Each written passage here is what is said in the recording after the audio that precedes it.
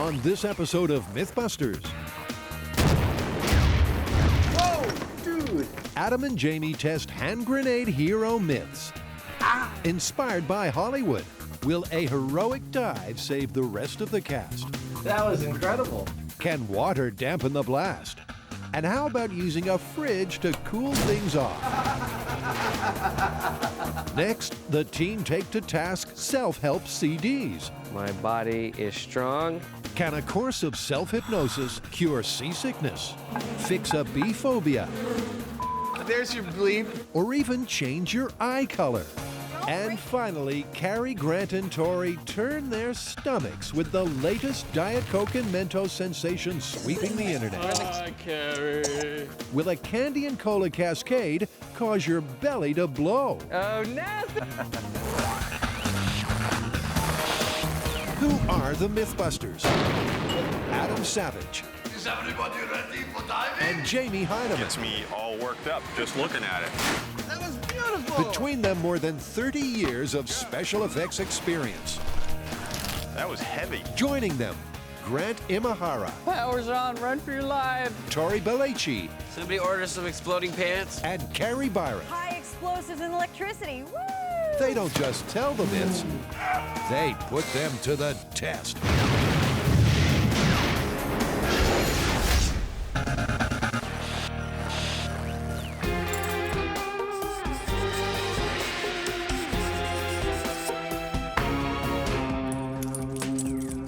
Be careful with those. They're not real.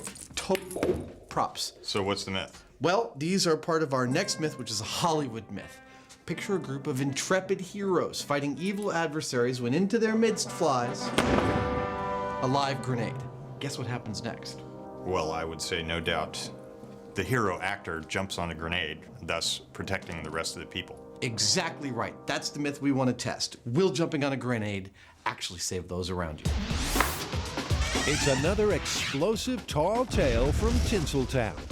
The director calls action, and our stuntman hero steps up to put his body on the line. Some special effects later, and although he's out of a job, the rest of the cast have miraculously survived. So what do you think our plan is?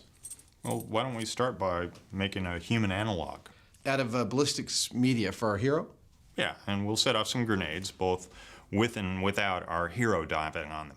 All right. You know, we're also going to need an objective way of assessing the blast damage, both with and without the hero on the grenade. And just for fun, why don't we try some other ways of suppressing grenade blasts? That's great. Let's do it. First up, this movie myth needs a star who'll be willing to go to ground on a grenade. No one's volunteering, so Adam begins bodybuilding. Normally when we want to do a human analog on the show, we use ballistics gelatin or animal carcasses. This stuff we've used it on a few myths. It's still relatively new to us. It's a different kind of ballistic media, also based on animal protein, like ballistics gelatin. However, it's much more stable at room temperature. While the catering on this film set may be gloopy at best, the boys have ensured the dummy will be fattened up. There are several things about this dummy that bear noting. The first is that it weighs the same as an adult male because it's about the same size as an adult male, and it has the same density in terms of the ballistics material that we use and human flesh. So it should be perfect for our test. So we need a way to gauge the damage caused both with and without a hero grenade diver. So Jamie and I have come up with this.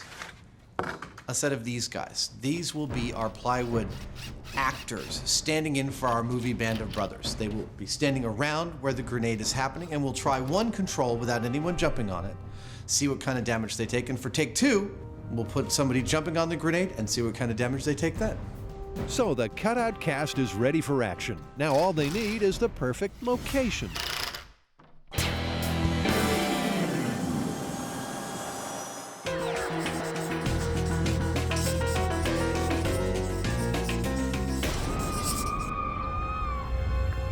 Watch the coin. You're getting sleepy.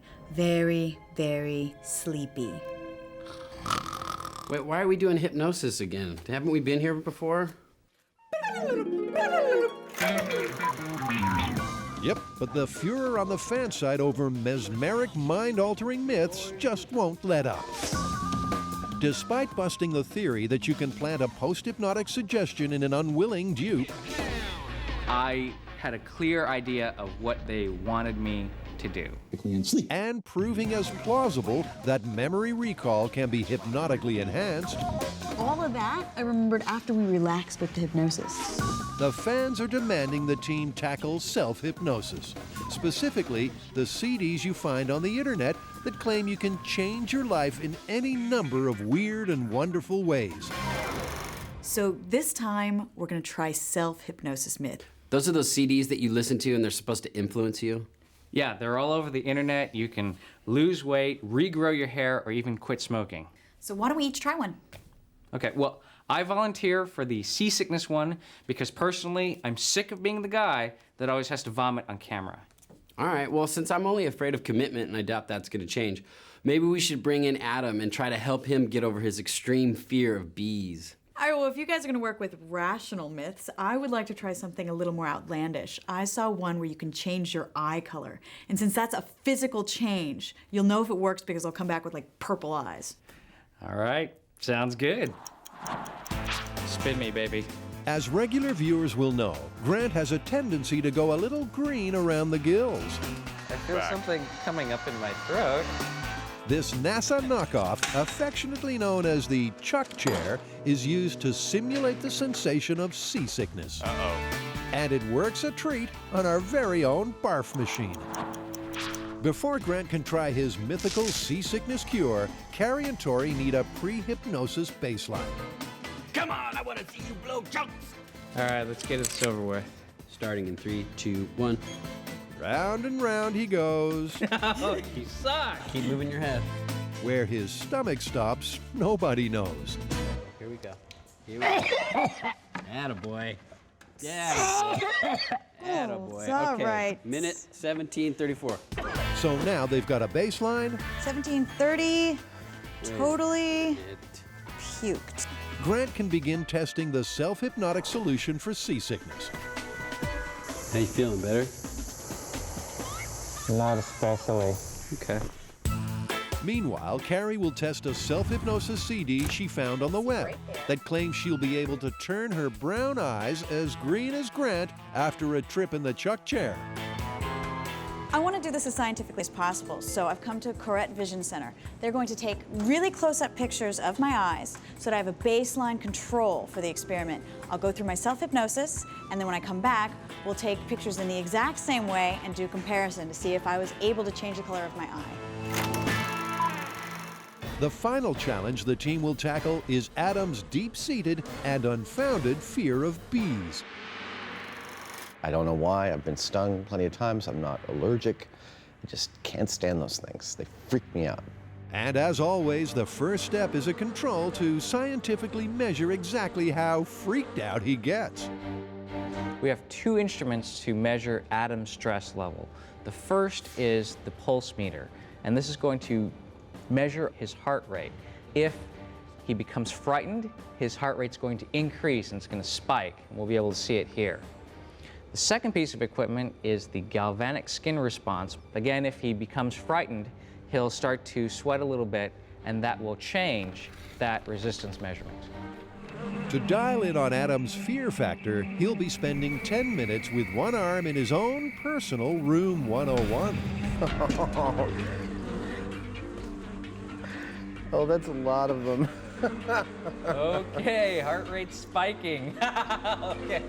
It's pretty obvious from the start, Adam is showing serious signs of stress. Your heart rate jumped up about like 20 points. And once Adam gets his arm inside the box of bees, the team don't need fancy equipment to measure his stress levels. There's your bleep. Okay. You really are afraid of bees, I aren't really, you? really, I told you I'd do this for science, and I told you I wouldn't like it one bit. The longest 10 minutes of Adam's life finally counts down. 3, 2, 1. Oh, dang. And Adam goes over the data percentages. That 100% sucked. So with the baseline set, it's time to move on to phase 2, self-hypnosis. All right, buddy. This is the CD that you're going to listen to for a week, and this will help you get over your fear of bees. Did you guys make this? We ordered it online, so you're in good hands. Okay. It's a professional. It's not us. Because I didn't want to listen to Yeah. you going, dude, it's totally okay. It's totally okay. They're just gonna It's totally sting okay. you. I'm driving. It's totally okay. It's totally okay.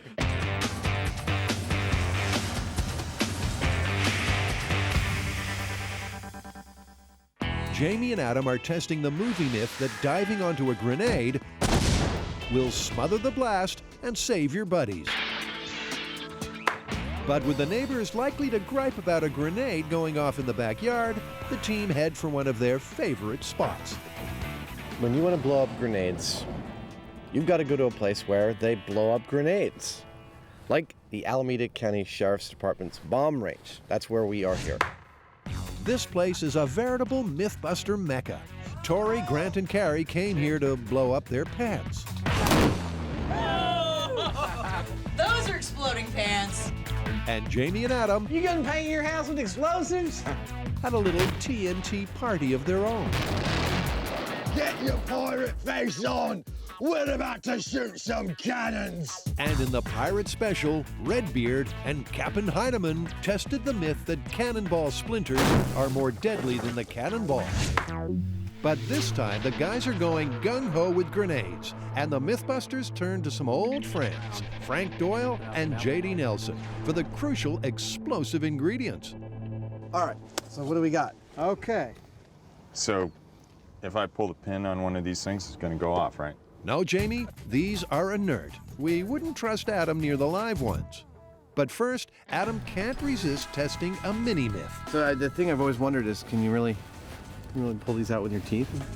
It works in the movies, but how about real life? Ow. No, I don't think so. Why would you do this when you had a perfectly good finger right over here? It requires over 10 pounds of pressure to pull a grenade pin. So this myth is busted, a bit like Adam's teeth. Seeing as Jamie and Adam's expertise in this field comes from the movies, why don't we start with a little Grenades 101? Now, what the heck are all these things? A hand grenade is basically a small handheld explosive device. It's meant to be thrown, and after a certain delay, it goes off. And this is how they work. As everyone knows, the pin comes out first. That releases the striker lever, which hits the percussion cap, and that sets off the chemical fuse. Finally, the detonator sparks the packed explosive material. There's a big boom, and the metal casing fragments into deadly shrapnel.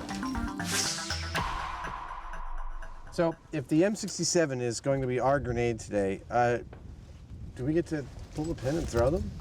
Well, we won't be doing that today for safety reasons. We'll have a very controlled situation. And I think it's a good time for JD and myself to go and prepare the actual grenades that we're going to use today. So while control freaks Frank and JD set up a remote firing system, let's start assembly lining this thing. It's time to call for our movie extras. But our leading man can kick back in his trailer, as this test is the control. We are going to detonate one of our grenades without anything inhibiting it. We're going to see what it does to our figures standing around it. Then we'll have a baseline comparison of damage to compare all the other subsequent tests to. As the director of this slice of movie mayhem, Adam choreographs his stuntmen. I am standing on the exact location where we're going to be detonating our series of grenade tests.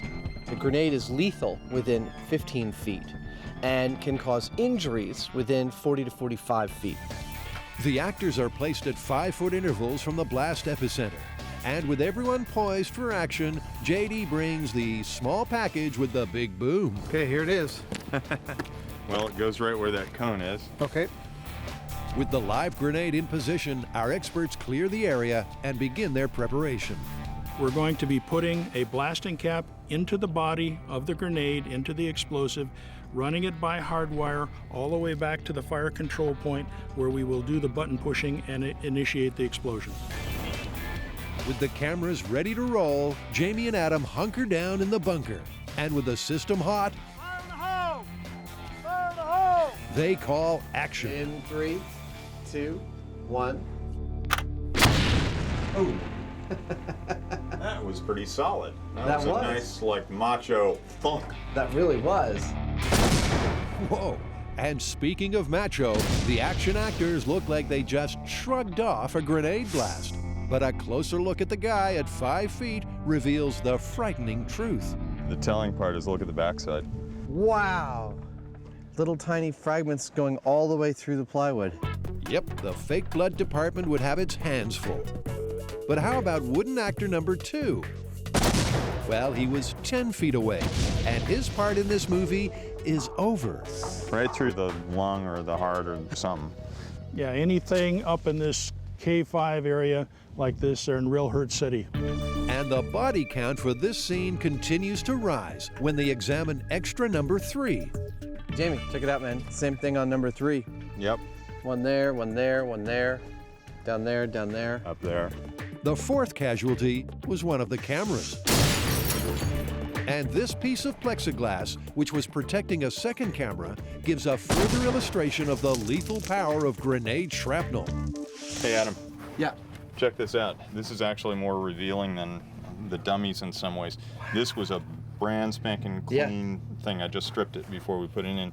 And, you know, on the dummies, we can kind of see a lot of little flecks, but look at all of them here. They're just like dozens of tiny things. And each of those could potentially travel inches into your body. Well, Frank says that these are going like, 20, 24,000 feet per second, even though they're minuscule. That's like 10 times the speed of a bullet. Yeah, and that's the difference. Like, they may be smaller than bird shot even, but they're going like several times as fast. A shotgun only is like, 900 feet per second or so. That's terrifying.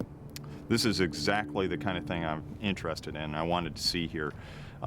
In the first place, the blast itself was somehow more powerful than some of the blasts that we've seen before in the sense that it was a real like thunk. You could feel it in the ground.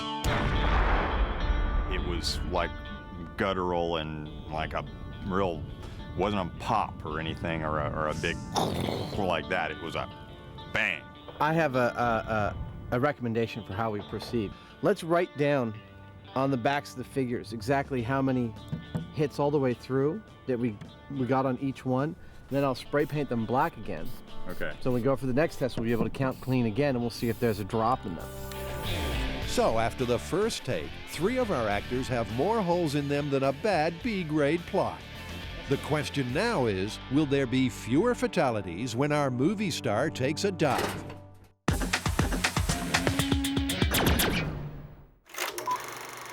Look into the hypnotic eyes. The Mythbusters are once again going under for science. But hypnosis is not just the stuff of parlor tricks and B-grade movie plots. Hypnotherapy, in conjunction with traditional medicine, has helped millions of people successfully battle wide-ranging afflictions, such as addiction, anorexia, and arthritis. But for the next week, 3 self-hypnosis or auto-suggestion goals are being put to the test.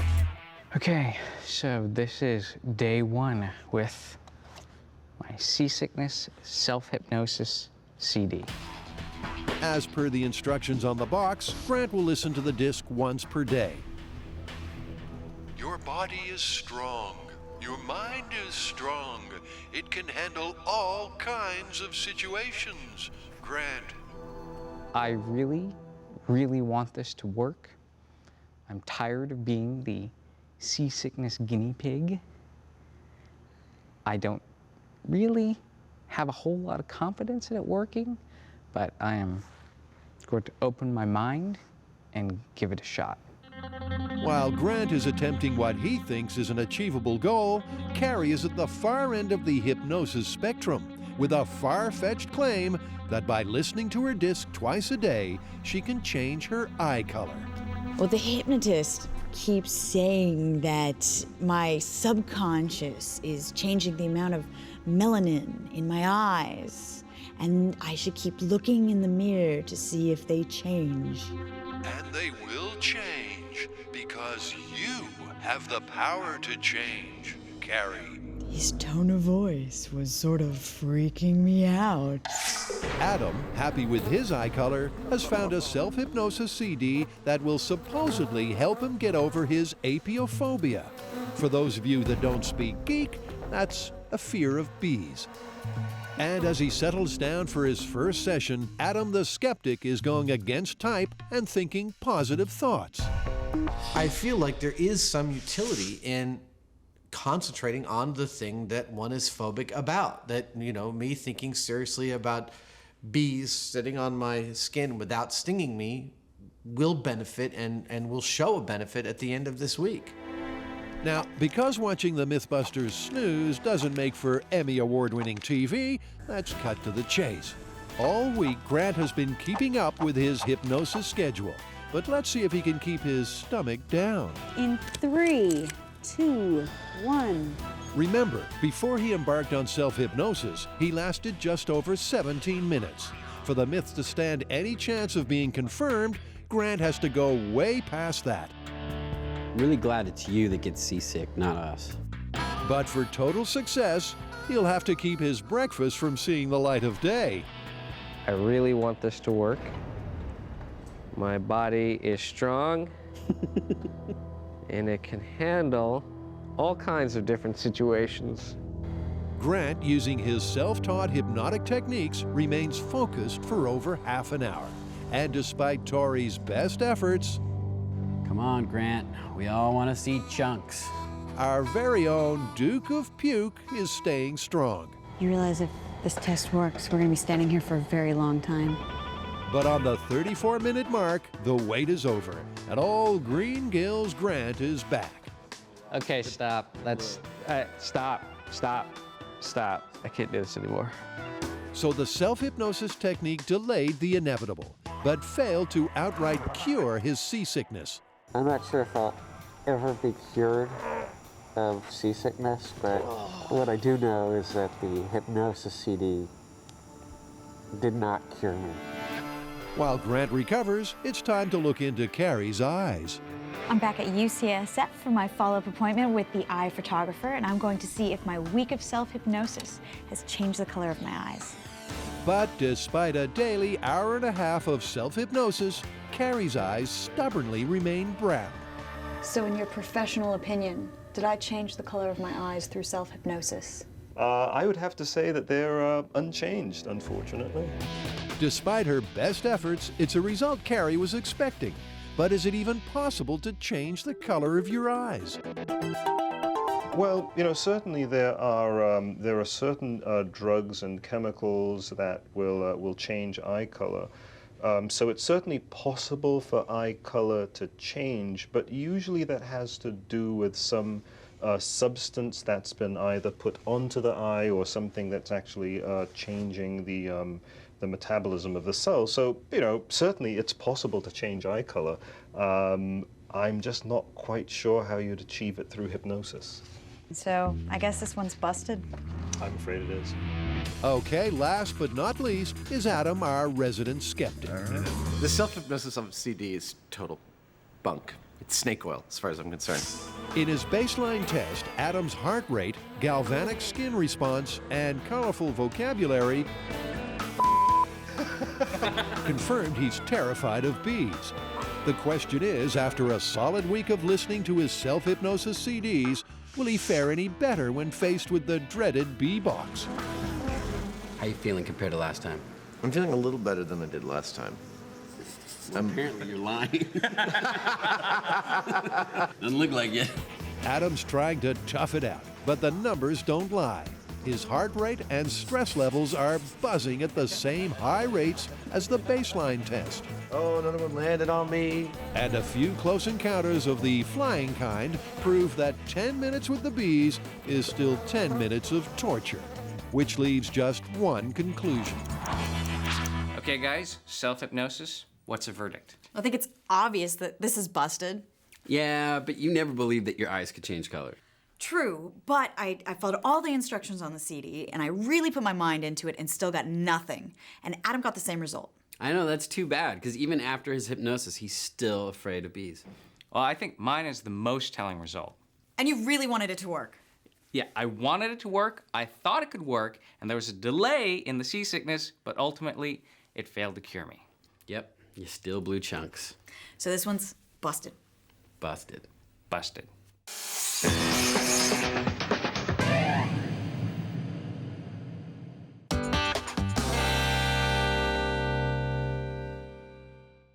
In the myth of the Hollywood hand grenade hero, Adam and Jamie are having a blast.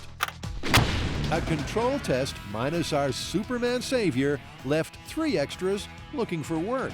One there, one there, one there. Down there, down there. Up there.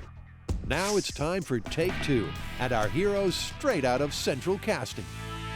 Hey guys, look out! A grenade has landed near you. That's Allow about me good. to be your savior. You got the back? Uh-huh.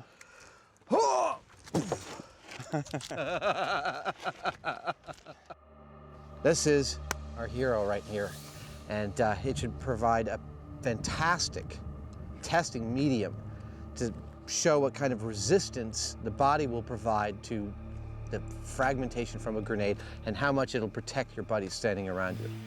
Well, all of our figures are ready to go, so all that's left is to lay the charge. We'll clear out and wait for your guys ready to go. It won't take very long. We're all set. Excellent. Our leading man is laid on the grenade, his body and the myth on the line. If his 3 supporting actors survive, this tall tale will be confirmed.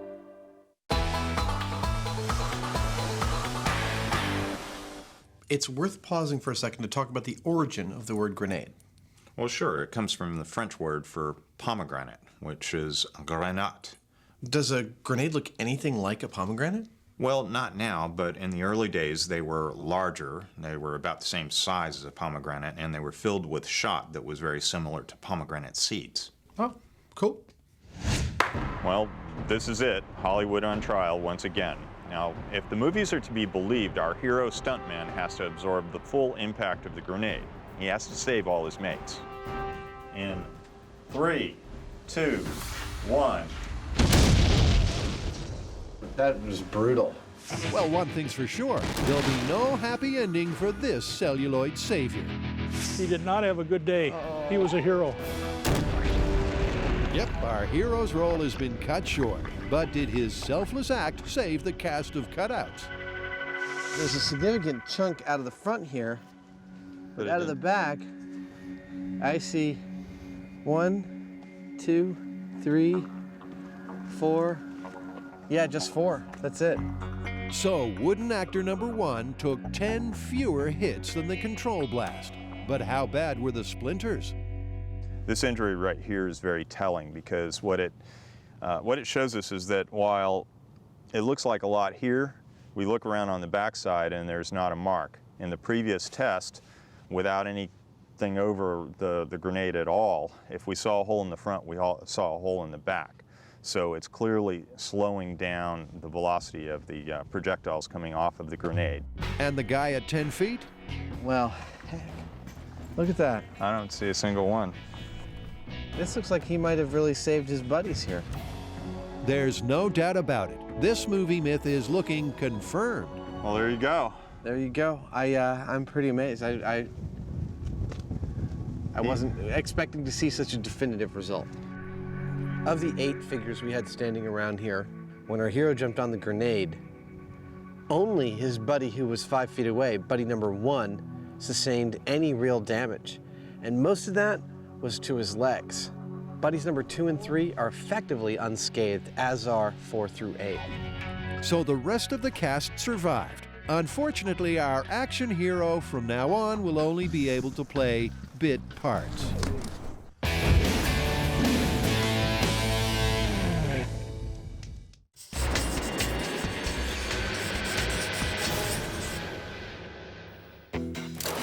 Carrie started it. Adam and Jamie investigated it. That's a much more vigorous reaction. And then they Rube Goldberg'd it. But incredibly, the foamy fountain is yet to run dry.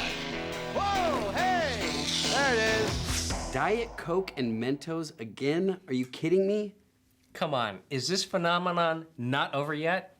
Well, I know we've done it a lot, but there's this video that's going around the internet. A guy eats Mentos, drinks Diet Coke, and then passes out because his stomach supposedly explodes. You know we have to test that. Well, that'd be cool. Trying to blow up some stomachs with Diet Coke and Mentos. Yeah, nice. Diet Coke and Mentos is once again the hot internet topic. Scour the net and you'll find a ton of videos like this. This guy, who we won't be calling Einstein, swallows a handful of Mentos and then guzzles some Diet Cola. He's hoping for an upchuck fountain and his 5 minutes of cyber fame. But according to his friend who posted the clip, it all goes wrong when he ends up in hospital with a ruptured stomach. Thanks to the Mythbusters, there's no mystery to the cola cascade. But like Old Faithful, this gassy geyser just keeps on keeping on. There you Pretty go. good, you know? That's so cool. I've never actually done that before. Me neither. Really? No. You know, that wasn't even as high as I've seen them go. I've seen like 30 feet. But today, we're asking, can the fizzy fountain burst your belly? Here's a sentence you don't hear every day. The next step is a spot of stomach shopping. And seeing as Carrie thinks awful is awful, guess who gets to go? Of course, I'm the one they pick when there's anything nasty to pick up. That's the stomach. Yeah. It looks like it's full of stuff. Yeah, it's got some residue in it. I'm not sure if that's bile or what coming out of there, but that yellow substance is... That looks pretty nasty. Yeah, I'm so glad I already ate lunch. All right, sir, can you please wrap up 4 gooey, gnarly stomachs to go? First mission accomplished. A little bit grosser than I expected, but I think I know how they work. Next step, back to the shop so I can outdo the grossness and try to blow these up. Inside at Indigestion HQ, oh, jeez! The team's first job is to prepare these pig stomachs for their diet of Diet Coke and Mentos. Look at the ooze. That's cool. First, they have to drain the bellies of a mystery jelly. That is an amazingly bad smell.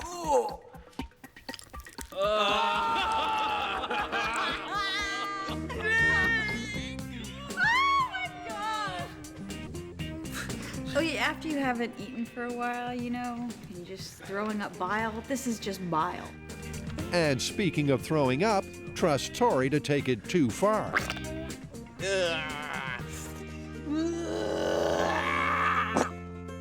You okay? You have to... Hi, Carrie. Carry the cable ties. Come to me, darling. Carry the cable ties. Come on, Carrie. Carrie. Come on. Never leave your position, Carrie.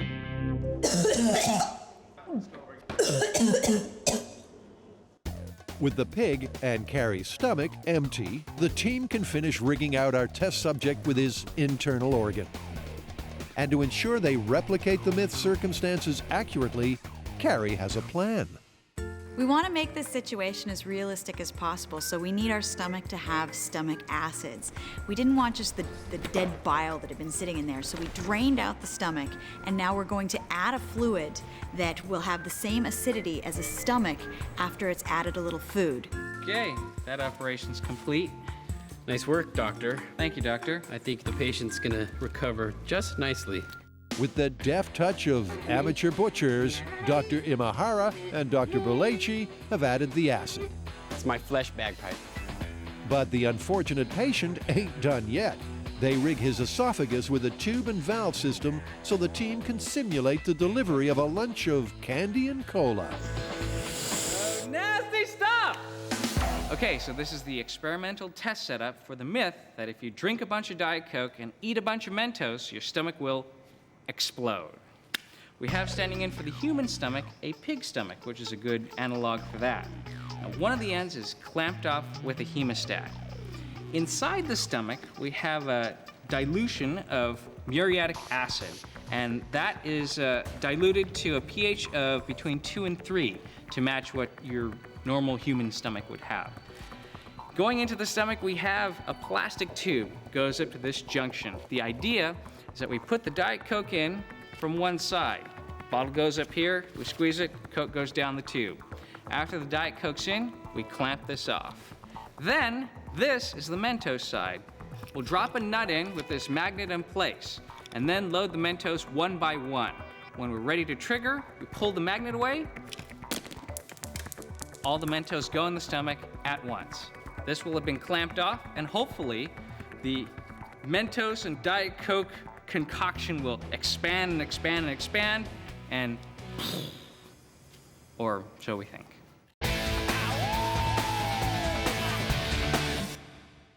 Carrie, Grant, and Tori are leaving no stomach unturned in an attempt to get to the bottom of the latest video sweeping the internet. Supposedly, after lunching on Diet Coke and Mentos, this guy ended up in ER with a torn tummy. To find the truth, the team are about to feed this pig's stomach a liter of Diet Coke and a handful of Mentos. Okay, what do you think is gonna happen, Shay? I don't think it's gonna explode. Really? Yeah. 100% it's not gonna explode. I think there'll be a huge reaction. It'll probably come up here, and more likely there'll be rig failure before there's going to be stomach failure. Okay, the first ingredient is the Diet Coke. And when our skeletal friend guzzles the gassy soda, his stomach bloats out so much, Grant has a change of heart. Whoa! Wow. I'm revising my estimates. That looks uncomfortable. Next, the Mentos are dropped into a holding tube. Okay, all 7 are in. Clamp it. Clamping. Here we go. Will the belly go ballistic? 3, 2, 1. What happened? Did it go? Nothing Did happened. they make him down? Did it get in? I thought there was supposed to be a reaction. What's going on here? Do you see anything? Nope. The Mentos are definitely in there. But where's the famous foamy fountain? Our soda super sleuths are on it. Let's go over the things that are different between the experiment we just did and the reaction we know, which is really explosive, which is dropping the Mentos into the 2-liter bottle. Okay, well, first thing is we're actually pouring it into the stomach, and it's foaming up a lot. And when you normally do this experiment, you're adding the Mentos to the soda, which is still in the bottle. And the other thing that's different about the stomach is it has the muriatic acid in it. So that might be doing something to change the reaction between the Diet Coke and the Mentos. Their plan is to use a process of elimination to work out what's happening. And a few simple bench tests later, they confirm the acid is not the culprit. Okay, so the muriatic acid doesn't seem to be having an effect on the Mentos and Diet Coke reaction. Next, they look into their method of squeezing the bottle to pour the Coke quickly into the stomach. And it's going down. No, wait. No, it's going down. Yep, there's your problem. Okay, so the pour is what's killing all our carbonation, and that's preventing the reaction. Yeah, totally. By copying the video where our guy guzzles his cola quickly, the tests have shown the soda loses most of its CO2. So they're going to redo the test, trying to retain the fizz with a slow, controlled pour. And because the stomach's opaque, they can't see what's going on. So we've replaced the pig stomach with a translucent balloon, and that really gives a better idea of, how much liquid's going in, if we're generating a lot of gas, or hopefully what's going on. But despite the gentle pour, the result is the same. Okay. Through the clear balloon, you can see the soda sizzling before the Mentos have even been added. No matter how slow a pour you have, any agitation is going to release all of this foam. Which confirms the simple act of drinking the Diet Coke releases the CO2. And without its fizz, the candy and cola can't do the biz. I think that we've conclusively proven that if you eat Mentos and drink Diet Coke, you're not going to explode your stomach. But for the sake of science, I think we should continue on and try and eliminate some of these variables. Well, one way we can get rid of the loss of gas through the pour is we just go directly to the bottle and have the Mentos drop into the bottle, so we're not actually agitating the Diet Coke as we're pouring. So the next setup is a completely unrealistic scenario, which involves dropping the Mentos into the Coke with the stomach already attached. Final stomach and Mentos experiment in 3, 2, 1, release.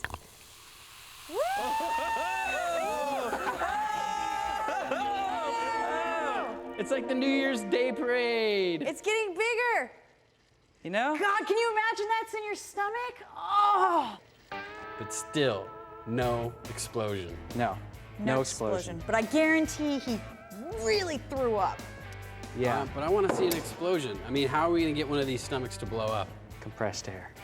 Are you serious? Yeah! The myth is well and truly busted, but boys will be boys. They want a burst belly. This is 30 psi compressed air directly into the stomach. 3, 2, 1. Ever get that gassy, bloated feeling? Whoa! That wasn't very long. That got big! And if you don't want a trip to ER, don't go sucking on compressed air at home. But as for Diet Coke and Mentos, they're clearly not the explosive combo the internet would have us believe. Well, that one's busted. Yeah, the myth and the pig stomach. So does that mean this Diet Coke and Mentos thing is finally over? Well, actually, I heard this one about this guy. He had a jetpack.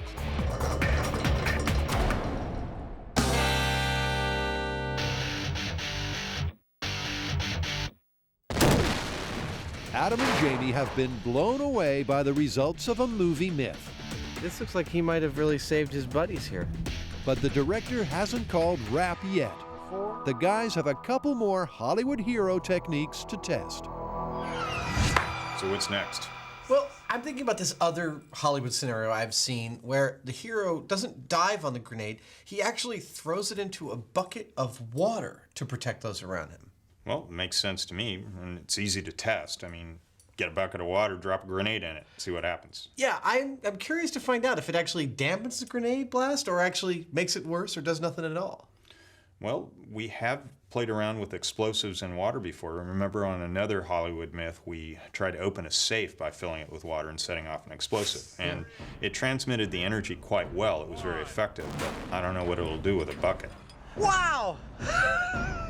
That worked beautifully! Well, let's give it a shot. Back at the range, Adam and Jamie have rigged the live grenade and dunked it in a bucket of water.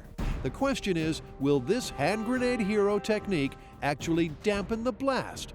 Or is it another example of Hollywood screenwriters rewriting the laws of physics?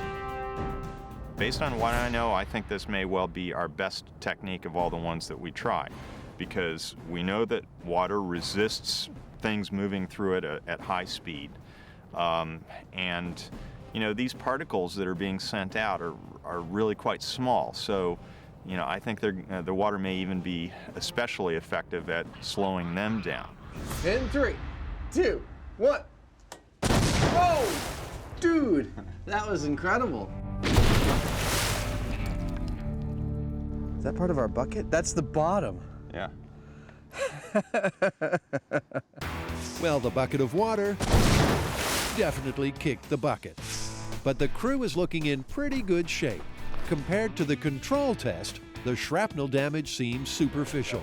Until they take a good look at this guy. Yeah, that's the first one we've seen through somebody's head. Which causes Adam to leap to a hasty conclusion. So, yeah, strangely, it's looking to me like jumping on a grenade is still best, and the bucket of water is kind of terrible. But Jamie gives that theory a bucketing. Actually, I kind of disagree about this one, because all of the previous ones required that our hero be close to the actual grenade when it went off.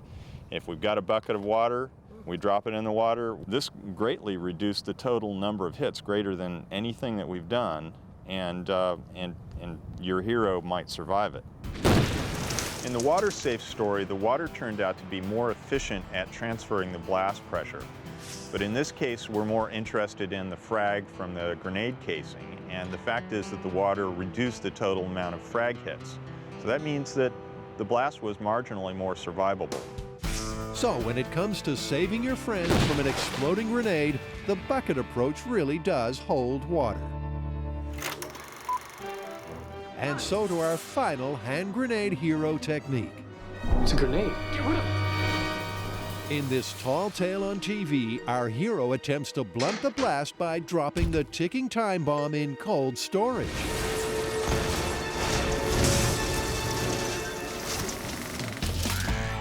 To replicate that small screen scene, the first thing they'll need is a fridge. What does it smell like, man? What did you keep in here? It smells like old food, I think. We need to spray it with bleach inside. No. We're gonna clean it out with a grenade. Luckily, Shop General Terry is having a clear out, and his old beer fridge could really do with being put out of its misery.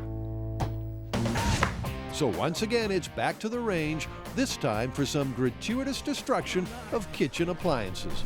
All in the name of science, of course. There's stuff in there. The beer. The fridge is in position. If you caught any diseases from here, you can cure yourself with the penicillin right here. And our cutout cast gather around as the bomb team rig the grenade inside the fridge, just like the film clip. Given what we've seen so far from all the tests, I actually think this fridge has got a better chance than anything else of saving everybody in the vicinity of that grenade. There's big steel wall, you have an air chamber in there, you've got plastic, you've got fiberglass lining, and there's just a lot of stuff in the way of all that fragmentation. I don't think this fridge will be anything but destroyed when we're done. But saving the fridge isn't the myth. Will it suppress the blast and save the hero? In 3, 2, 1.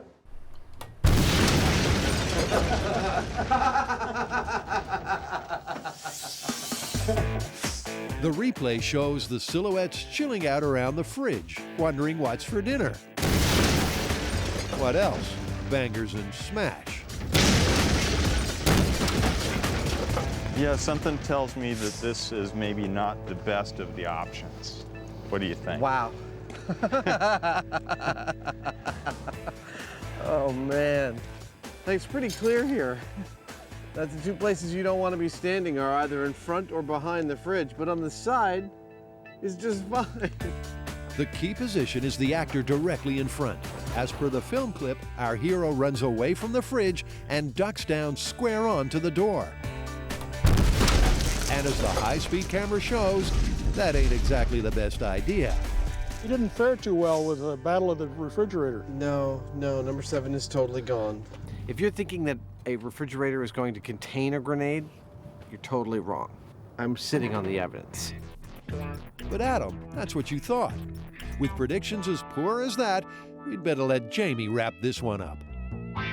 Out of all the options that we had, this was clearly the worst idea. When you think about it, it makes sense. You've got a lot of metal there to create shrapnel. You don't have a lot of mass to resist it. You've got foam and other lightweight things, and it's awfully messy as well.